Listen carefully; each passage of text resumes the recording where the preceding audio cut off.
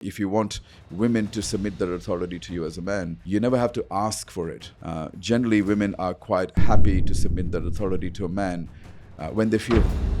Any society where religion's had a strong foothold, whether it's Hinduism or it's Christianity or it's Islam, wherever women have felt oppressed, the feminist movement has taken off. You see, men are strong when they're masculine, women are strong when they're feminine. Women are losing even more power by becoming masculine because, number one, they're clashing with a lot of men. They are taking on a level of responsibility which is making them resent their life. And thirdly, the way men lead and create and build is different from the way women lead, create and build. Women can definitely approach men, but the reality is, I would say that the more masculine a man is, the more put off he's going to be by that behavior. If you give women the comfort, they thrive. And if you give men comfort, they are ruined. In fact, one study recently found that more attractive women were more likely to be right-wing. And right-wing women, from a political orientation point of view, tend to be more conservative and traditional in their perspectives. You're going to get me in trouble. This is the conversation I wish I had when I was 17. It would have fundamentally shifted the way I chased my goals and dreams, how I approached women, and how I showed up as the highest version of myself. No matter if you identify as a man or a woman, this conversation is going to equally help you understand your truest self. If you are a man, this episode is going to help you understand what it means to be a truly masculine man. Somebody who is driven by his mission, somebody who loves to lead, somebody who is a natural provider, and somebody who doesn't fall for the mediocrity that society is encouraging us to be. And mind you, I'm not referring to toxic masculine men out there who are aggressive and violent, who seek the domination and control over others. You don't want to be that one. And if you're a woman, you will understand how to thrive in your feminine energy, how to build healthy, balanced relationship, and also do things because you like to, not because you have to.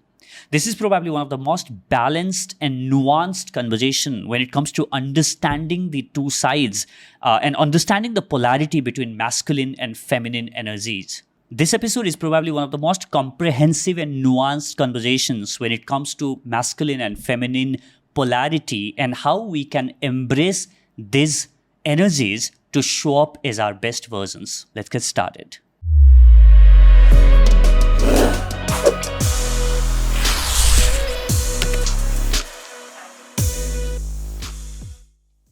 Ron, when I first interviewed you on the podcast, a lot of people seem to have really loved that conversation. And I was just going through the comments on the podcast, and people have said that I have watched it 50 times, and it was really, really powerful. And people seem to love you in this podcast. And this is the third time, and it doesn't happen that I invite somebody. No, it doesn't happen with me. That's very rare.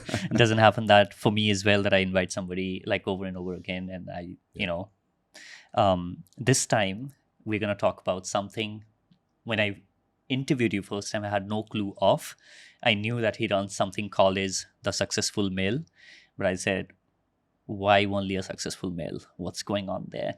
And last year, something shifted. I started going deeper into this concept of masculine and feminine. And I will say still I'm a student. I'm learning a lot. And I thought I'm at a point where I can at least ask questions and try and have a deeper understanding about. So for somebody who's listening to this conversation and have heard about the term masculine and feminine as a word, what that entails, what does masculine mean? What does feminine mean? And then we can go deeper into it. Look, first of all, I think I'm going to start by saying I'm not an expert on this topic, but I've had quite a number of years of primary observations that I've made through the successful male and a lot of experience in this space as well. Whilst I'm not I wouldn't say I'm a specialist in this area. Sometimes there's a lot of common sense one can apply to understand how things work. So for me, masculinity and femininity simply is an acknowledgement of the fact that men, by gender, have certain attributes that are natural to them and bring out the best in them. And women have some natural attributes and characteristics that are natural to them and bring out the best in them. we've never really needed to have this conversation up until recently, because the roles have come under scrutiny and it's being questioned. And there are potential repercussions of rearranging and reorganizing the roles. And so I think now it's important that we have a conversation about this, because one of the fortunate things that has happened with me is being born in India and then having lived majority of my life in a Western part of the world. I have two different perspectives here. India being a predominantly patriarchal society, and then Australia being a predominantly feminist society. I don't know how many Australians actually would agree with me when I say this, but it's definitely a very feminist as a society. And I'm not saying this as a criticism. I'm just acknowledging the fact that the dynamics are quite different in Australia. So that's given me a pretty good understanding. I do want to say, though, that when I was growing up, I have grown up in India in a family where women were very strong.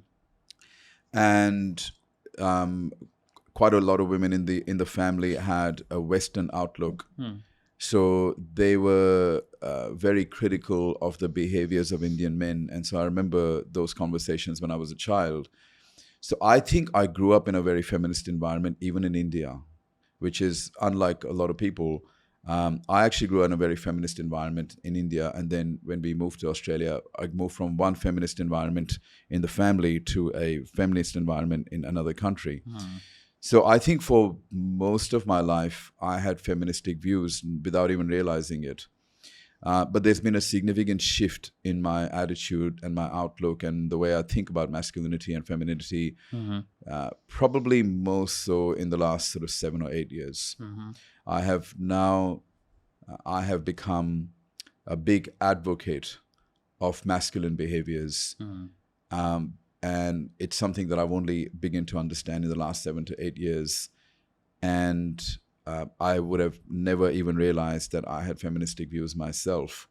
So it's interesting. I've gone through a bit of a journey myself. And now if men ever approach me, there seems to be a lot of confusion on this subject. I provide my perspectives, and I'm very encouraging of masculine behaviors. In men. Yes, in men. I should. Yeah. Actually, I'm glad that you said that, because it's not automatically implied anymore. We could be talking about encouraging masculine behaviors in women, which you will see a lot of women that are behaving in a sort of masculine way. And so, yes, in men. Yeah. So for me, I was introduced a little over a year when, I had just started dating, and, my girlfriend, she sent me this book by David Deda, The Way of a Superior Man. And that opened a lot of things for me on how I saw relationship, how I saw, the polarity of men and women. And since then, it has been, just trying to learn as much as I can, trying to read as much as I can from the people who have done, a lot of work on that. So, one of the things that I saw that, hey, as a society at large, how that disbalance in the roles of a men and women can really, and my sense is, and you can sort of, add to this, what I see is a lot of women in the one hand are sort of made to feel the pressure that, hey, you need to like really achieve, you can't rely on a man, or you have to like really earn your own bread. And on the other hand, men are similarly like, hey, support the whole feminist movement, and if you are like driven, if you're just focused on your goal and not worried about what's going on, then you are toxic, right? And I that to me, at a larger scale, felt that, hey, what, how did we arrive in this situation? And not necessarily, and I think what I felt, a lot of people confused the whole conversation around masculine and feminine balance, is that do you mean that you want women to be at home just making food and taking care of kids? And I think that's where the whole thing is. So do you feel that generally the world is more masculine while men themselves are emasculated? We have to understand how this is originating. I think for most of human history, religion has been the guiding factor. Religion and culture have been the guiding factor around the family unit and how families and societies are conducted. But as intellectualism has taken, has starting to take a strong foothold, people are, researchers and academics and people who are experts and rely predominantly on data, are starting to question the validity of having culture and religion decide how we should live in society and in family. And so a lot of them are starting to say, well, isn't gender a social construct? And because women have been oppressed in many parts of the world, predominantly in patriarchal parts of the world, the intellectualism perspective is that, this is just a social construct and it's time for us to dismantle it and we need to question it. And women don't need to act in any particular way. Men don't need to act in a particular way. We've just created this system. Mm-hmm. And so the intellectuals will argue that we've just fabricated this whole system and it's not really good for women. So we need to change it. Now, I'm partially in agreement and partially in disagreement. I believe that women have been oppressed not because of masculinity, because masculinity is actually very positive. Masculinity is about enabling men understand that their role in society is to build, to create, to protect, to defend, and to build. Yeah. And it's to make sure that as physically being stronger, we're supposed to carry more responsibility for our societies, communities, and families. What has happened in some countries is that we have put men on a pedestal and we put all the responsibility on women. And so what we've said is, look, women, you need to submit your authority to these men. But scriptures, the way scriptures used to work, traditionally the system came about because the way the system was supposed to work is that men are supposed to submit their authority to God. And that means a man is supposed to commit to wisdom, truth, courage, all the qualities, faith, all the qualities that are representative of, spirituality. And in the event where men are submitting their authority to God and not being gods themselves, not pretending to be gods, then there was an expectation that women would submit their authority to men, and then children would submit their authority to women, and so on and so forth.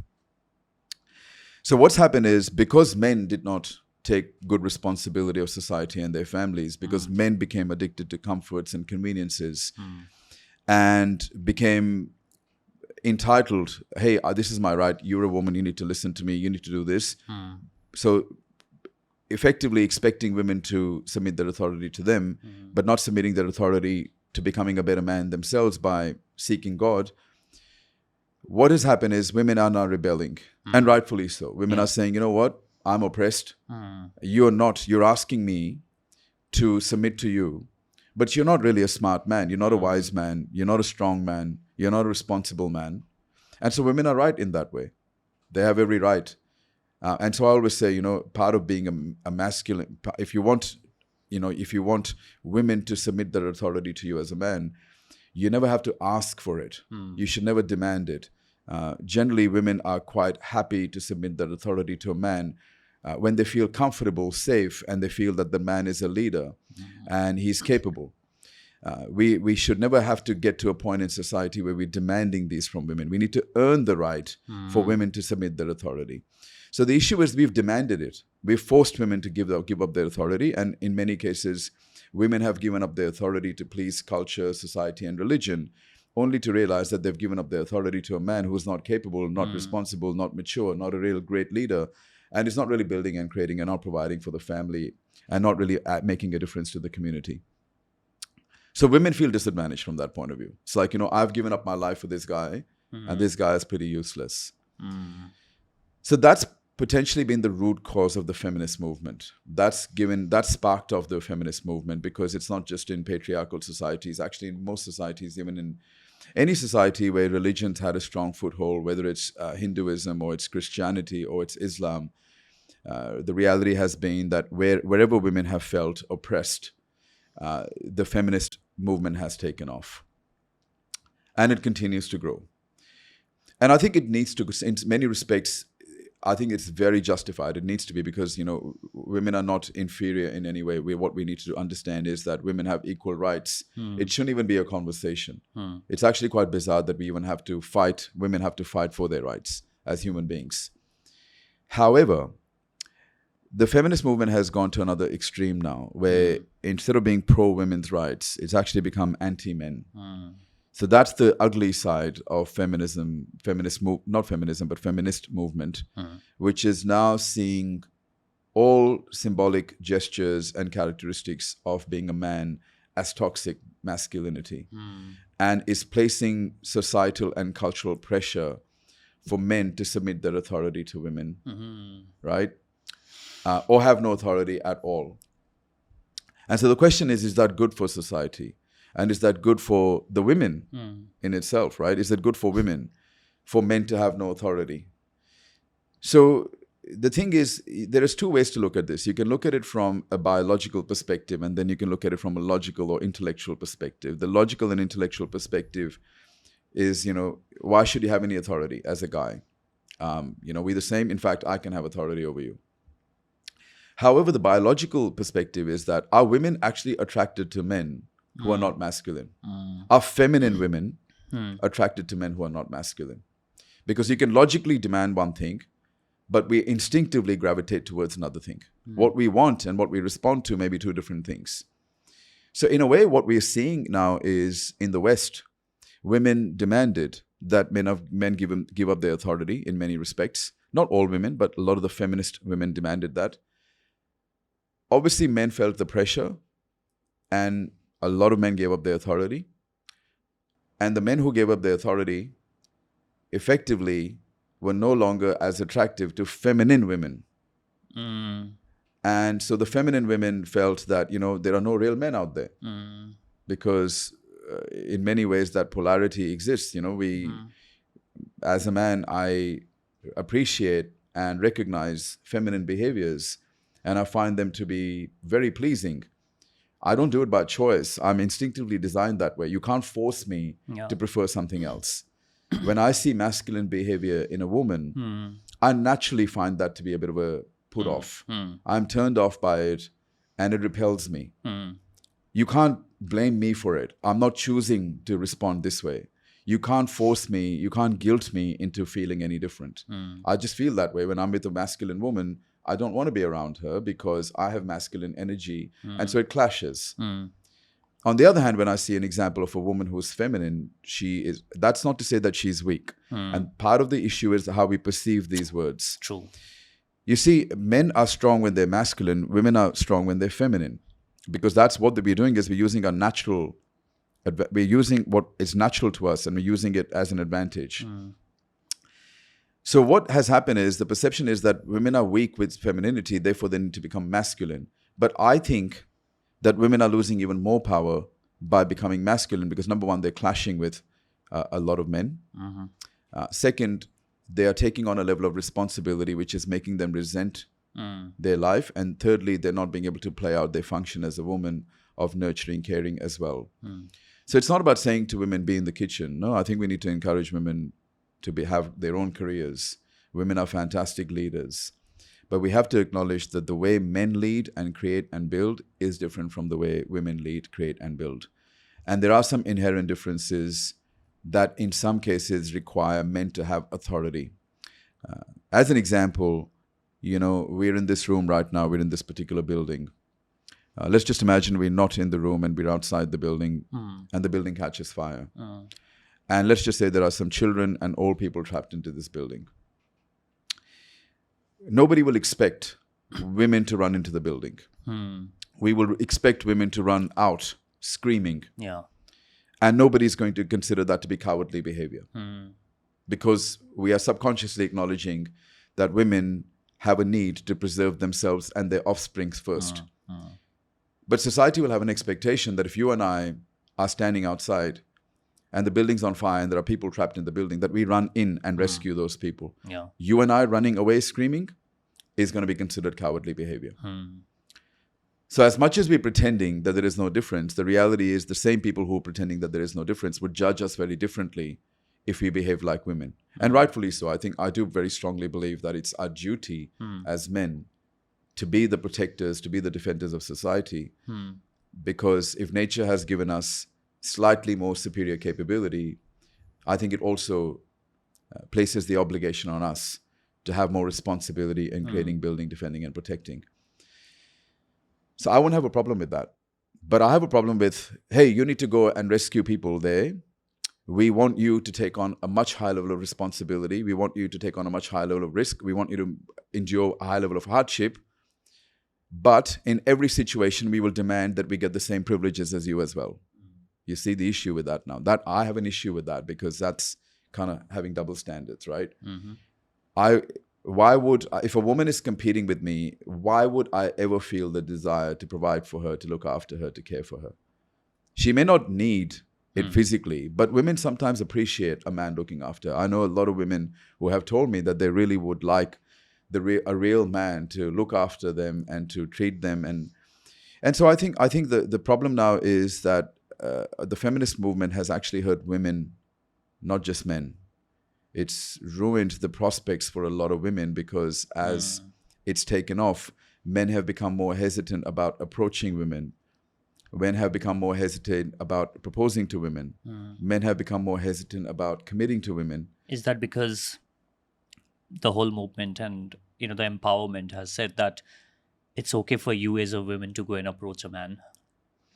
Yeah, but the reality is, we have some hunting instincts already. It's instinctive in us to be the person who takes the risk and then reaps the reward for that risk. Yeah. I think if women can definitely approach men, but the reality is, I would say that the more masculine a man is, the more put off he's going to be by that behavior. And this is not a conversation that most people want to have. Yeah. Because we want to pretend that this stuff doesn't happen. Yeah. But there are, nature hasn't made things the same. Nature has given the lion teeth and claws, and it didn't give buffaloes the ability to defend itself. So nature doesn't believe in equality. Let's face it, right? And a lot of things in the human behavior are natural and evolutionary as opposed to being intellectual and logical. So it's about accepting what we can't change, and then it's using that to go, how do we create equilibrium and respect between the genders, and how do we acknowledge the strengths that they have in different ways? Rather than women pretending to be men or men pretending to be women, what we really need to do is understand where women shine naturally, give them the space to shine there, and where men shine naturally and give them the space to shine there, rather than putting pressure on the genders to engage in role reversals. A lot of thoughts there. One of the things that you've said is about the comfort when you give a man comfort, and this is something that you've said in one of the interviews, that if you give women the comfort, they thrive, and if you give men comfort, they are ruined. So what do you mean when you say that comfort ruins a man? Well, there's a saying that a woman's power is in her beauty and a man's beauty is in his power. The men that have been the most revered in history, respected, considered to be leaders, have been men that have followed their masculine function in life. Same thing with women. Women who have followed their feminine function in life have been considered to be beautiful, graceful, nurturing, and strong, but in a different way.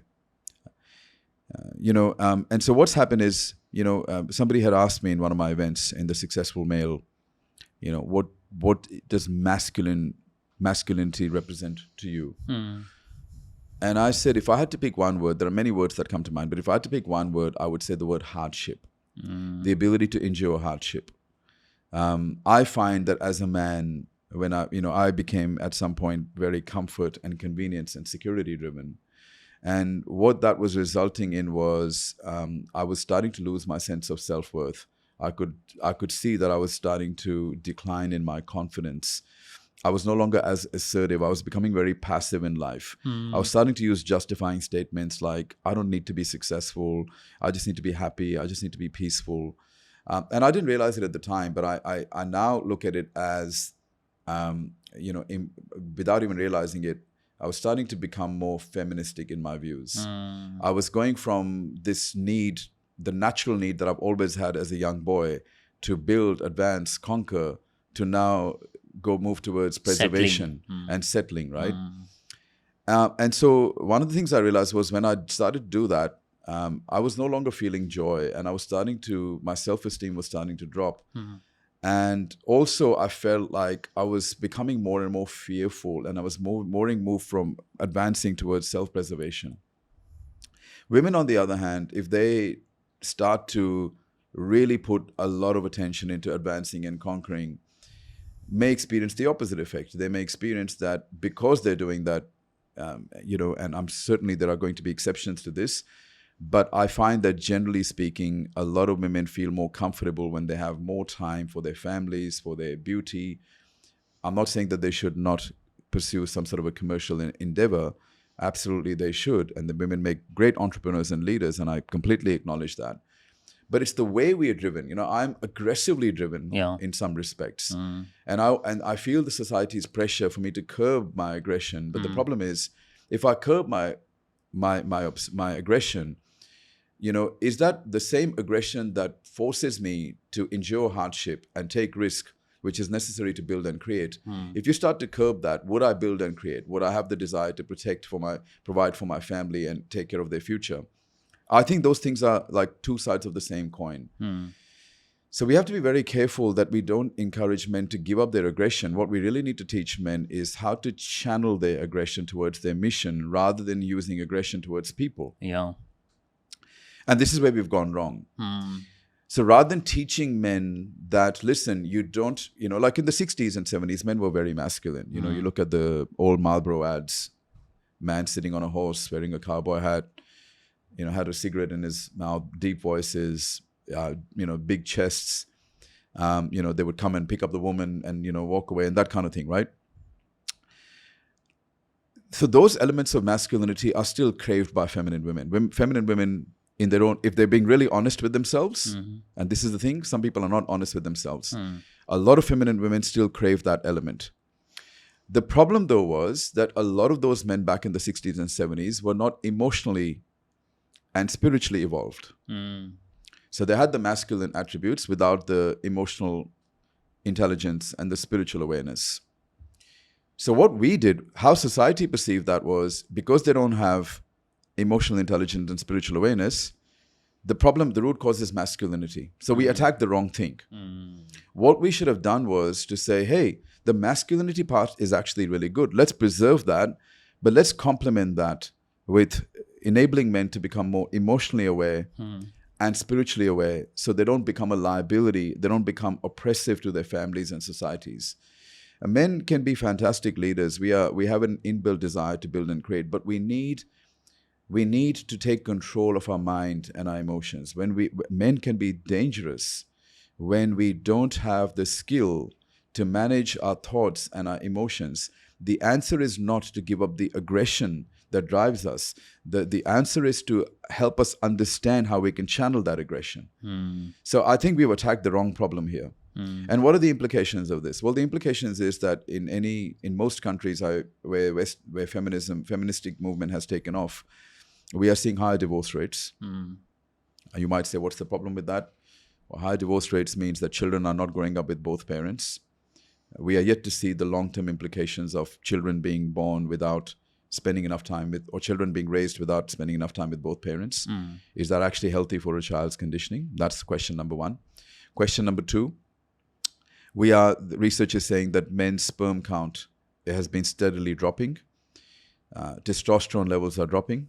That means men are less likely to reproduce.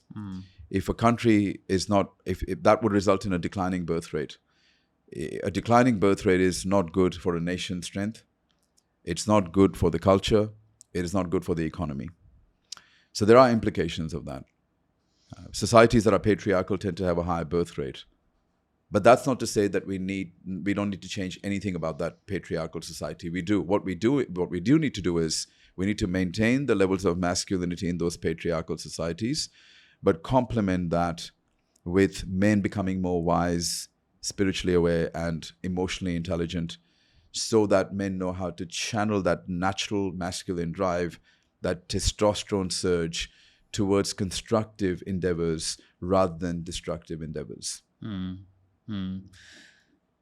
of the things that, what stuck with me when I was reading the book was that, like you said, the men, like what really drives them, what they really want to do is like, chase the mission. And in back in the days when we're hunters and gatherers, right, just go out and sort of hunt, go out there, face fears, like you said, right? And then and women instinctively will choose somebody who had more resource, right? And one thing, like you said, what really fascinated me was like, and a lot of people who listen to this to some level will resonate with this, like, while very young people, right, in young women, when they're dating somebody, they would say that, oh, you know what, I'm dating this guy, but I know that he's not going to be my husband. And I feel that is their instinct telling them that, hey, you know what, he can be fun as a boyfriend, but he can't be somebody who can provide me, or the kid, so that he can take good care. And I think that instinctively is something that is so embedded. And when they see a man who is not as driven by his mission, like you said, is such a huge turner for women, right? And for the men out there who are, and to everything that you've said, one of the things that my own understanding of this is, and because a lot of men wanted to be seen in the good light with a lot of women who were saying that, hey, you know what, we're equal, we gotta do the things now, we're gonna be out there, we can do everything men can do physically, and so on and so forth, the whole feminism movement, they sort of But that's not actually true, because women are still underrepresented on construction sites. They're still underrepresented in wars. They're still underrepresented in military combat. So that's actually not true, right? And so there's a real denial there that the feminist movement, they're making claims that are actually simply not true. That doesn't make men superior, by the way. Yeah. With great power comes great responsibility. Men have to understand that you don't have that natural physical strength to oppress women. That's not what it's there for. What it's really there for is to channel towards building and something for society. And men have always been long-term thinkers. I mean, some of the best, people who have created history, majority of people who have created history, people who have created cities and countries and infrastructure are long-term thinkers. Majority of them are men. Mostly, overwhelmingly are men. They think because men are thinking about intergenerations. They're thinking about legacy. It's in a man's instinct in many cases to think that way. And we want to nurture that instinct because that's positive for society and positive for families. But women will naturally be driven by self-preservation. How can I preserve myself and how can I preserve my offspring? So there is a difference in how we think. And I think the feminist movement just denies that difference. And that's, to me, that's very hypocritical. So, in a relationship, right? So somebody who's listening to this and say that, okay, and what I've seen is like when a woman and a man, if they are in a relationship and the men, if that person fails to take on the masculine responsibility of providing for that, then women naturally, their masculine self sort of, takes over. What are the implications of something like that happening in a relationship when women start taking more on their masculine roles and then men start sort of coming to their more feminine thing where they are dependent on women to earn the bread? I think, first of all, I think that I definitely believe that men need to take more responsibility in terms of they carry the burden because if they've got those extra rights or they've got that extra strength, they carry the burden of taking a high level of responsibility. Nobody should be entitled enough to think I have more rights without the responsibilities that come with it. I think men need to take risks as well. On top of that, on taking responsibility. Men need to take more risks. We do need to approach women more. But we also need to respect her boundaries. And so I think a lot of the guys who get friend-zoned are the guys who are trying to deceive women. They actually want, in many cases, they want to date the woman, or they see her as a potential partner, but they're not being forthright with their intentions. And so what's happening is they start behaving in a sort of a non-assertive manner, which is less representative of masculinity.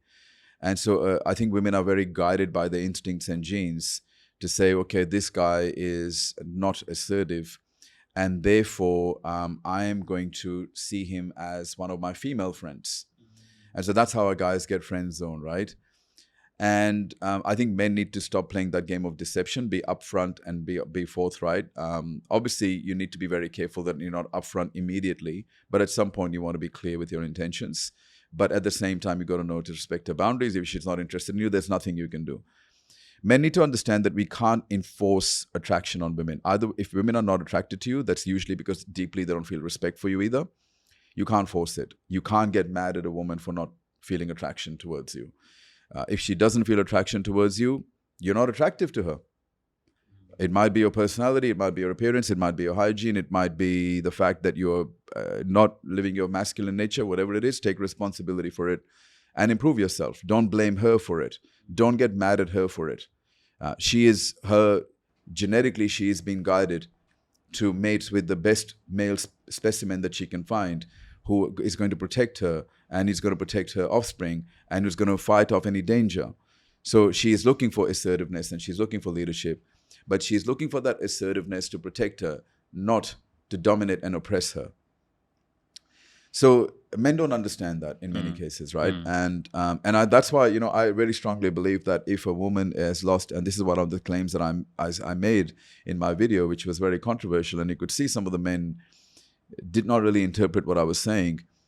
But if a woman is losing attraction for you, you're responsible. If she cheats on you, you're responsible. I'm not condoning her behaviors.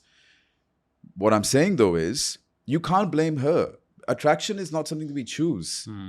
We don't choose it. We are biologically, we gravitate towards certain behaviors and certain attributes. And if you don't have them, you want a woman to be naturally attracted to you, develop those attributes. Don't blame her for it. So I feel that if a woman is not interested in you, there's nothing you can do about it. All you've got to do is, the best you can do is better yourself as a man and make sure that you have good value out there in the marketplace, that other women see you as somebody that's worth dating, worth marrying, worth having a sexual relation with. But you can't enforce it on women. I think that's a sign of weakness. I very strongly believe that a jealous man is a weak man. He's a man who doesn't want to work on himself. He wants the woman to work on her attraction rather than work on his attractiveness, right? So I find that that's it's symbolic of weakness. And look, that's not to say that we don't feel envy. Sometimes we feel jealousy, but when we feel jealousy, what we're really acknowledging is that we feel that somebody's better than us. Now, that should be a signal to us, and this is where emotional awareness comes in. I'm not feeling comfortable around this man. He's making me feel uncomfortable. Let me not hate him. Let me examine why I'm not feeling comfortable around him. He possesses certain attributes. I know instinctively that those attributes are desirable by the woman that I'm dating. Let me improve myself. To me, that's taking responsibility. That's being self-aware. Rather than getting mad at her and getting mad at him, all he's doing is he's living his masculine nature. All she is doing is following her instincts, following her where her attractions are. And we logically blaming them, and we're trying to suppress their natural behaviors. What we really need to do is examine ourselves and go, how can we better ourselves? Now, the reality is, look, every man, every woman has some insecurities.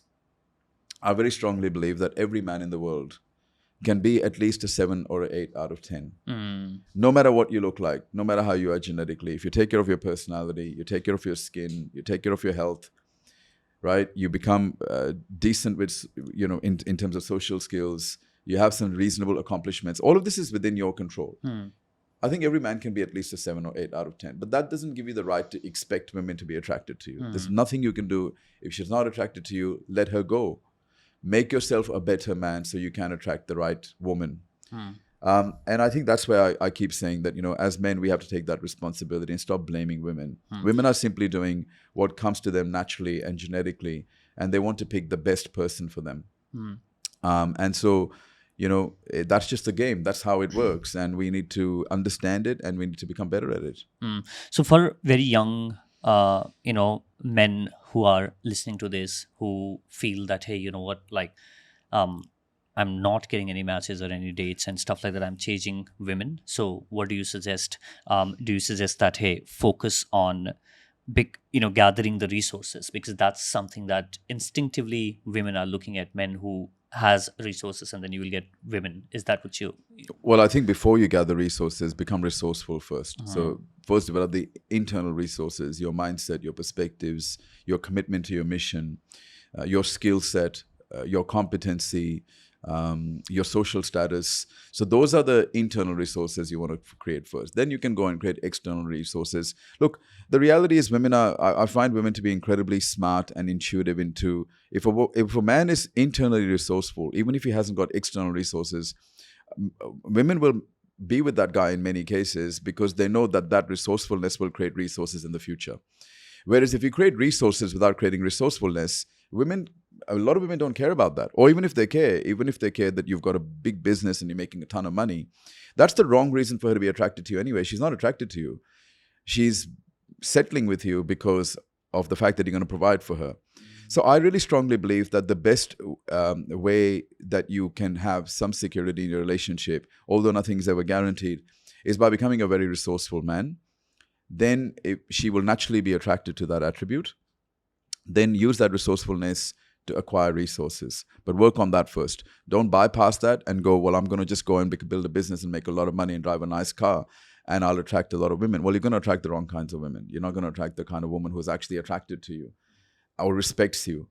She's just settling with you because you're providing for her. So be careful. Men put themselves in that situation by not working on themselves and by working on the external drivers. Work on the internal drivers of attraction. And I think the wonderful thing for a man is if you've taken care of your mindset, your skill set, if you're becoming emotionally intelligent, you're skilled, you're competent, you'll create the resources anyway, right? But don't create resources to attract women, right? Build yourself, and women are naturally gravitate towards a man who's committed to his mission. Beautiful. So, you mentioned about polarity, right? So, and one of the things that I loved, this is something I guess Tony Robbins said, that what's commonality between men and a women makes the relationship work, and what makes that relationship passionate is the differences as a masculine and feminine as an energy, right? So let me give you a situation. Imagine a relation where the man is at his masculine, playing at his best masculine, and the women is the woman in that relationship, she is at her feminine energy. What that relationship would like, paint a picture for us on what a very well balanced masculine feminine relationship would look like. What would that mean for the sexual life, or other aspects of the life? Well, this is natural selection at play. You don't need to apply any logic here. A masculine man will automatically attract feminine women and vice versa, right? And a masculine man will automatically repel feminist women. And so that it's just natural selection taking place, right? In fact, one study recently found that more attractive women were more likely to be right-wing, and right-wing women, from a political orientation point of view, tend to be more conservative and traditional in their perspectives. Left-wing women tend to be more intellectually based, and they question tradition. And according to this research, those women were less attractive. So for me, one of the issues is we don't actually understand the difference between chemistry and compatibility. A lot of men, without even realizing it, engage in compatibility-based behaviors that sometimes destroy chemistry, right? Because likability and attraction are two different things. It is very possible for a person to not like a person but be insanely attracted to them. Okay? Very possible. So, when I'm advising men, I always say to them, look, don't prematurely engage in compatibility behaviors. Choose your mission, be a masculine man. That will automatically create chemistry with feminine women. And then compatibility comes after. Don't prioritize compatibility over chemistry.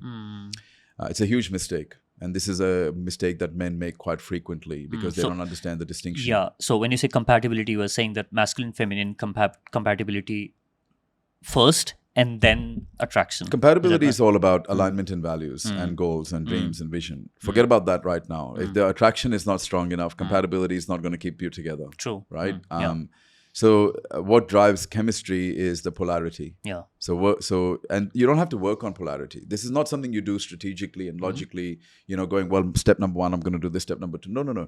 You just allow your instincts, your masculine instincts, to drive your urges. Like where you have a drive to approach a woman. But what you've got to do is you've got to combine that with emotional intelligence and awareness. Don't be a pain. Don't be somebody who's bothering people. Like have some social skills. But follow your instincts. If you want to build something, build something. If you want to take a risk, take a risk. Do those things. If you want to engage in physical combat, martial arts, do it. It's gonna give you a testosterone surge. Even approaching beautiful women will give you a testosterone surge. Do it. But just know that there is an emotional element to it. Be emotionally aware, socially aware. Don't be an idiot, right? Yeah. And it's funny that in 2023, we still have to say that because men don't understand this many times. And women have this idiot radar. They can just tell you don't get it as a man. From a distance, she can, even if she thinks you're amazing, attraction-wise, the moment you start to behave like an idiot, it kills the chemistry for women. So be masculine, pursue your thing, and feminine women are naturally attracted towards that. Chemistry will take care of itself. Once you've got sufficient chemistry, then you can go to the next level and start to determine whether you have compatibility in terms of value alignment, goals alignment. Do you want to buy the same type of house? Do you want to raise your kids in the same way? Do you believe in the same type of education? Do you have the same family orientation? Do you have the same work ethics? So that's about compatibility. Because intellectualism drives predominantly logical behaviors and it doesn't acknowledge instinctive biology, what an intellectual will do is they'll work on the compatibility piece first, not understanding the importance of chemistry.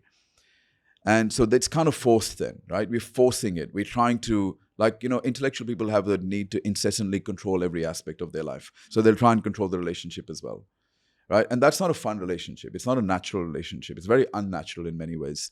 And I believe that in those types of relationships, the incidence of divorce and relationship breakdown is quite high. Because the chemistry doesn't exist. We're forcing it. Got it. So now for any men, after listening to this, who might be thinking that, hey, you know what, it seems like I'm more sort of suppressing my masculine self, like my hunger, my drive to go and do things, and somewhere it's suppressed. What should they do? Well, stop suppressing it. The fact is that anyone that's asking you to comply is not going to reward you for those compliance behaviors anyway. You might think that, I'm going to please the woman by complying with her. At a deep level, she's actually watching you and she's seeing how quickly you give up your mission, how quickly you give up your manly role. She's watching it. And so over a period of time, without even realizing it, she's going to lose her respect for you because it's so easy to get you to give up your life mission and so easy to get you to give up your own masculine functions. So don't give it up. Prioritize that. And it's the same thing for women. Nobody should have to give up their values. Yeah. Nobody should have to give up their function that they have as a man or a female. If you do, for the sake of compatibility, you're going to suffer. And when you're suffering, eventually you're going to resent your partner anyway. You're going to resent them because they made you give up your values, right? So I also think that men need to be very conscious of the fact that there is a natural decline in testosterone levels that affects our ability to reproduce, that affects our ability to be masculine. Keep an eye on those things. Do certain things, risk-taking behaviors. I'm not saying stupid risk-taking behaviors, but entrepreneurship is a risk-taking behavior. Investing is a risk-taking behavior. Martial arts is a risk-taking behavior. Doing strength training is risk-taking behavior. Engage in some of those things. Go on some adventure. Don't be a guy who just wants to sit behind a computer, and on a desk in a corporate company, just making money and trading stocks. Right? It's just you're going to find over a period of time, no matter how much money you make, no matter what position you get, you're not going to have that level of confidence to match a guy who's out there taking risks. You're you're going to actually feel inferior to him. And if you look at some of the men, who are in, who are in the battlefield, some of the men on construction sites, some of the men who are going through hardship, they have a glow in their face. They have a level of confidence that you have to earn. You can't get that. External forces are not going to give you that confidence.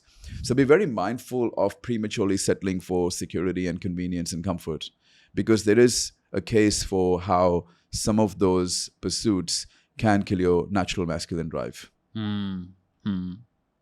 So just before this conversation, I was sitting with some of the women in our team, and I was telling them that, hey, here's the thing, and this is again the concept that I got from this book, and I said, David Deda's book, that, hey, has it happened that you have asked the men that you are dating to do something, and they did it, and then that turned you off because instinctively you were testing how strong this man is, and strong feminine women do test their men over and over again on how driven they are with their mission, right? Yeah, I think so. I think women have to test, because women can't get it wrong. The stakes are very high for women. If they end up with the wrong person, their biological clock is ticking. So if they end up with the wrong person and they waste 10 years, it means it could literally impact their whole lives. So a woman has to get this decision right. The stakes are very high for women when they get it wrong. For men, not so much.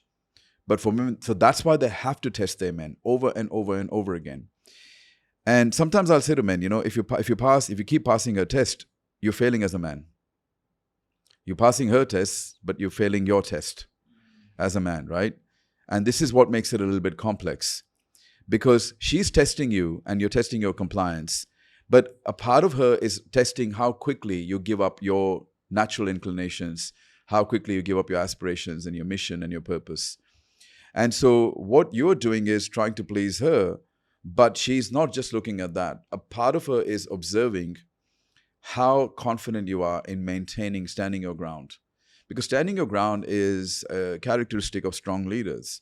I mean, if you're going to give up your ground for her, you're going to give up your ground for other people as well. And so instinctively, she knows that. She may not realize she knows it, but instinctively, she knows it. And so she will start to worry about the fact that you're weak. You don't stand your ground. If you're not standing your ground with her, you're going to stand your ground with other people as well. So this is where it gets complex, something that you think is intuitively going to result in likability may actually lead to killing the attraction between you and your partner as a man. So you have to really understand female psychology, and you have to understand polarity between the genders, and you have to understand the difference between chemistry and compatibility so you don't get it wrong. How does one find the balance? Because you don't want to be somebody who doesn't listen or comply and whatever, right, all the time, and at the same time you don't want to give in. I think maybe that comes from having the deep understanding of what your mission and values are, and what are the things that you are willing to sort of tweak or look. Things change as well. I mean, as a woman matures, she's less likely to put you through those tests. Sure. Right.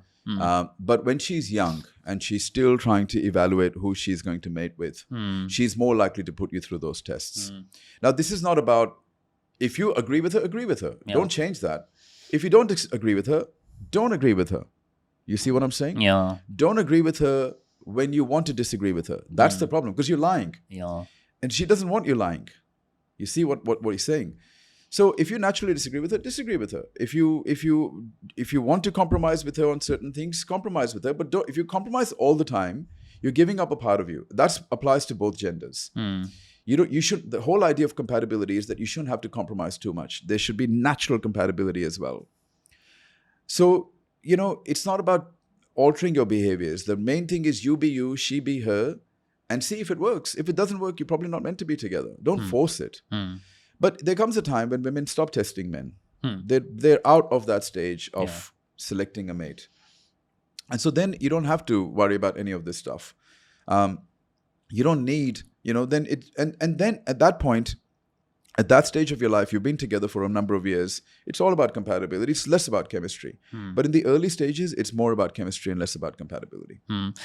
So we looked at a lot of things from the men's perspective, and one of the things that I over and over see from the women's perspective is also, how they have been, put in some levels. Like if they chose a man who can provide her, the man who is driven, the man who can protect them, and so on and so forth. And, they're being labeled as like, hey, you are a gold digger. Yeah. Yeah. Yeah. Well, I mean, the reality is if a woman is only marrying a man because he's providing for her and she's not attracted to him, then she is a gold digger, right? But if the fact that he can provide for her is one of her criteria, but her main criteria is still chemistry and compatibility, then she's not a gold digger. So it depends, right? It depends. So the main thing as a man, you've got to make sure is that you marry somebody who's insanely attracted to you. But you can't demand it. You can't expect it. You have to be attractive first. And when you're attractive, you'll naturally create that chemistry. So work on yourself. Because otherwise, if you try and bribe a woman to date you and marry you because you can provide for her, now you've ended up with a woman who only wants a provider. But does she think about you? Does she fantasize about you, or does she fantasize about somebody else? And this is the big thing you need to think about as a man. Again, if your man realizes that your woman is not loyal to you, don't blame her. You bribed her in the first place. In many cases, you bribed her, and then you begged her, and you pleaded to her, so she married you because she felt bad. But her marrying you doesn't turn off her instinct. She's still looking for chemistry and attraction, and if she doesn't find it with you, she'll find it somewhere else. Don't blame her for that. You engaged in the wrong behaviors. You, instead of working on chemistry and attraction, you worked on being a provider and you bribed her. What do you think you were going to get? And look, this is not something that men want to hear, but this is the problem, you see. Some of the things that will result in our evolution and make us stronger are blunt truths that make us feel very uncomfortable as well. As a man, if you want to grow, you have to have the ability to confront those brutal facts. Otherwise, you're not going to grow. So don't be offended by what you're hearing. Don't feel like, oh, you know what, I'm not responsible. Because the moment you're abdicating responsibility and you're putting on her, you're also demonstrating that you're not strong enough and responsible enough. So I think that as men, if we worked on the assumption that we create our world, whether we like it or not, we're creating our world, we are responsible. I think instead of being disempowered, to me, that's a very empowering feeling. I'm in control. So I did something wrong, and that's why she left me. There's no point enforcing it on her. You can't enforce attraction. You can't enforce respect. It is natural. It's either there or it's not there. And if you haven't earned it, you can't demand it. And also the advice for the people then would be, when you are in the stage of dating someone, if you see that not happening, then don't. No matter how much you would like for it to work, don't push it. Don't push it. It's just bad luck. Deal with it. I mean, why are we so weak sometimes? Both men and women can be very weak in this regard, where we get so attached. The signs are there. Instinctively, intuitively, we know it's not working. The signs are there, but then we force it. And what we're doing is we're putting dependence on another person. We're putting pressure on another person. That kills the attraction for both genders. Don't do it. It should, in the beginning, it should feel effortless. It should be fun. If you're not naturally having fun, if you're not naturally dying to see each other, if you're not naturally dying to touch each other, there is something wrong already, right? And then obviously there's the next stage. That still doesn't fix the problem. Chemistry is great, but then you've got to see if compatibility is there. So chemistry is fantastic for you to come together. Compatibility is fantastic for you to stay together. Awesome. This is such a great conversation. So with what's going on in the world, like, in the East and in the West, in this whole regard, what is your general observation in terms of the balance of masculine and feminine? I think it's off balance completely, and I think some balance needs to be restored. But I also think it's the man's responsibility to restore that balance. As men, we need to become better leaders, more mature, stronger. We need to be more masculine first. We cannot expect that the feminist movement. There is definitely a version of feminist movement that is toxic. Just like there are toxic men. I'm not saying that there are no toxic men out there. Men who are physically strong and masculine but don't have any emotional awareness and spiritual intelligence are definitely are toxic. But the answer is not to give up their masculinity. The answer is to blend their masculinity with emotional intelligence and spiritual awareness, which is what I said earlier. But the feminist part of that is the man-hating part.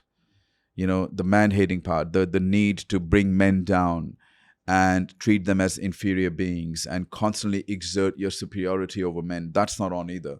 Because the very behavior that you were criticizing in men, now you're practicing, right? Some of these women are practicing the same behavior that they criticized in men, now they're embracing. So that's a double standard, right? That's not how you fix the problem. Women have to be very careful as well. If they continue to engage in this type of extreme conduct, less and less men will want to date them, less and less men will want to commit to them, and less men are going to embrace their masculinity. So then women in the end are going to be more disadvantaged because of this as well. So we have to be very careful. It is a complex issue. It is a contentious issue. It's a controversial issue. I'm not a master at this, but I do know that this whole issue needs to be understood well. We're here in 2023, and most people don't understand the dynamics of male and female attraction, and that's a worry.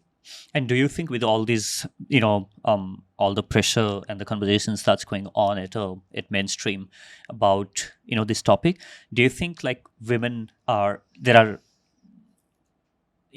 less and less, or maybe let me put it that way, maybe declining feminine women and declining, masculine men? Or do you think that... No, we're seeing that. We're seeing a lot of... there's a huge section of men, demographic, where men are very feminine. They speak like women, they talk like women, they dress like women. And that's fine. Look, the thing is, though, you have to understand, if you leave a lot of feminine men together on an island, 100 years later, you're going to have no people there.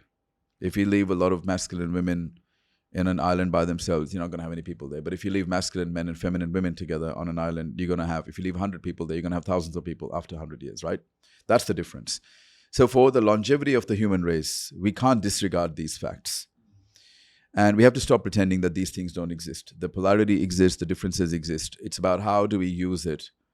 And look, right now, as I was saying, the hierarchy used to be, you've got God first, man first, then woman, and then you got children, and then you got animals. It's very common in the Western world for a woman to live with a cat or a dog. And the cat or the dog has complete authority over the person. So we've completely got it off balance now. So there is no God in the picture. There is no man in the picture. Many times there is no children in the picture. What you have is an animal and the claim that, my dog or my cat is everything to me. Right? So you have a single woman living with a cat or a dog for her whole life, pretending, telling her friends that she's very happy, her friends celebrating that kind of liberation and freedom. But is that what they truly want? Or are they deceiving themselves? You're going to get me in trouble.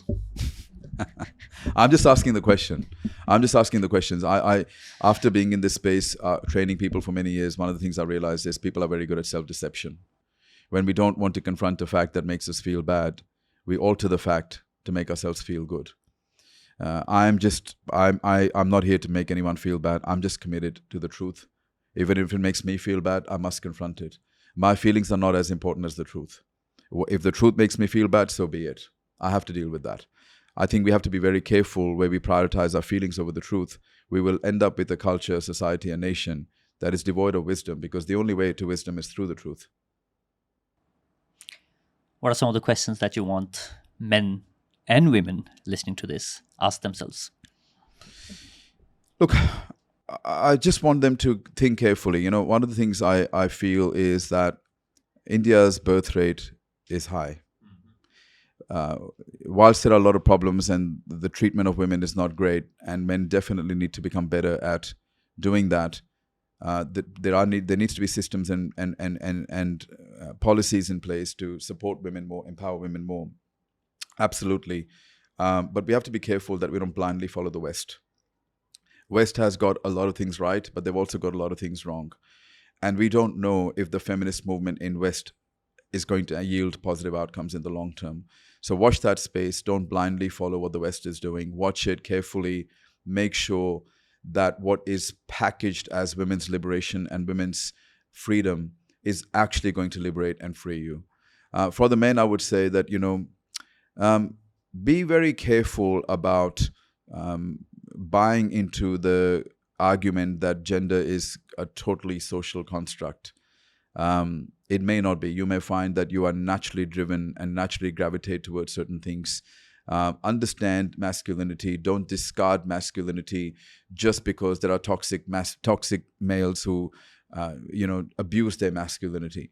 The key is, as I said, combine it with a level of emotional awareness and spiritual awareness, and you'll find that masculinity is a wonderful asset. How do you define a free man? Well, a man that basically is free of pressures imposed upon him through culture, religion, society. He naturally wants to, he's obligated by his own desire to provide rather than being forced to provide. I also think a man who, for me, it's about having autonomy over my life decisions. I don't want anyone to have control over my time. I don't want anyone having control over my decisions. I want to be my own man. So I think that that's important, but I also believe that what has enabled and facilitated and contributed to my masculinity is the embracing of spiritual principles and spiritual laws, and understanding that as a man, despite some of the great powers that I have, I still have areas of weakness. And without spirituality, without understanding, without having some faith in a higher infinite power, I'm at risk of becoming egotistical myself.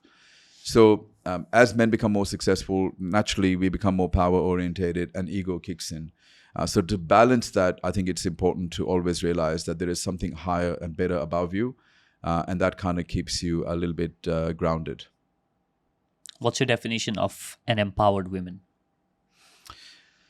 Empowered woman is a woman who chooses her career decisions, her life partner decisions, and she's feminine by choice rather than being forced to be feminine. So I think, as I find that a lot of women are happy and willing to give up their authority to the right man. So I think she has chosen it, hasn't been imposed upon her. And so allowing women to choose and make that choice and living in that feminine nature, but also being able to balance that with having, living out their career aspirations. I think to me that's an empowered woman, not somebody who is becoming oppressive towards men. All right. This has been such a great conversation, Ron. Thank you so much for being on the podcast. Now, any last parting message that you want to leave for somebody who's listening to this podcast? Not really. The only thing I would say is that before you jump to conclusions, as people do many times without hearing this out, without reflecting, what I would suggest is that before you have a comment or a question, just reflect on what I have said. I have tried to provide a nuanced perspective. This is not a black and white conversation. Very few things at this level are completely black or white. Mm-hmm. Generally, there are many areas of gray, and it's just about understanding what I've said. I'm not attacking masculinity. I'm not attacking femininity. I'm just attacking the extreme elements on both sides, and there are extreme elements on both sides. The reality is that as much as we can be critical of religion and culture and traditions, in many respects, there have been very positive attributes of religion and culture. That's how the human race has progressed. The human population has progressed because of some of those rules. I think we have to be careful not to discard all religion, culture, and we have to be very but at the same time, we have to be very careful that we don't embrace all elements either. What we need to do is to objectively evaluate where culture and religion has been positive for humanity and what are the elements that need to be changed. Let's not completely replace it. Let's not completely embrace it. I think we just need to be more critical in regards to what we need to do next to evolve better as the human race. Awesome. Thank you so much for sharing your perspective. And I'm sure you definitely have gotten me into trouble. Not for somebody probably who have watched this entire conversation, but for somebody who would watch some cuts and snippets on Instagram for sure. Be ready for some brickbats. But I think this was such an important conversation to have. Like I said in the beginning, when I got introduced to this concept, it had changed a lot for me. I started, tapping into more of my, masculine drive, and say that, hey, you know what, these were some of the things that I was thinking that I was trying to comply, but then, but this is not what I truly feel. And I think that has fundamentally shifted the way I communicate in relationship. That has fundamentally shifted that, hey, you know what, this is what I really feel about it, right? Without feeling the need that I need to please somebody. And at the same time, conveying that, hey, you know what, this is what I truly feel. And being secure in knowing that even if I share my truth, that, she's going to be with me. Having said that, there's one more part, Bijay, that I think I should mention. I do genuinely believe that there are men who feel they've been born in the wrong body and women that feel like they've been born in the wrong body. I want to acknowledge them. I don't want to say that every man has a desire to be masculine and every woman has a desire to be feminine. I understand that some people naturally don't feel that way, and that's fine. It is not about enforcing it upon every man to be masculine. What the message really is, that if you are a man who has a masculine drive, don't suppress it. If you're not, that's okay too. I have a lot of friends that are not necessarily masculine, and they're great guys, and I love them, and I think that they are, so I want to acknowledge them as well. I do believe that there are people who feel like they're born in the wrong bodies, and I don't think as society we should pressure them to be somebody that they're not. And I think that's a part of the inclusion movement that I absolutely agree with. But I disagree with, forcing men to give up their masculine behaviors where men want to naturally pursue it. Awesome. All right. Thank you so much. My pleasure. Thank you for having me. Thank you so much for making it to this end of the conversation with Ron Malhotra. Personally, for me, there were so many takeaways. Even though I started understanding a lot about masculine and feminine energies in the past year or so, there were so many takeaways and so many perspectives that I hadn't thought about. And I'm going to honestly, take time to absorb and think about a lot of things that Ron mentioned in this episode. And I hope you had a lot of takeaways as well. What I'm keen on is to hear 3 things that really stood out to you from this conversation in the comments below. Just go ahead and drop that on the comment on what are your biggest takeaways from this conversation. And if you haven't subscribed to this channel yet, I would really appreciate if you can hit that follow button. I'll see you in the yet another episode of the Inspiring Talk podcast.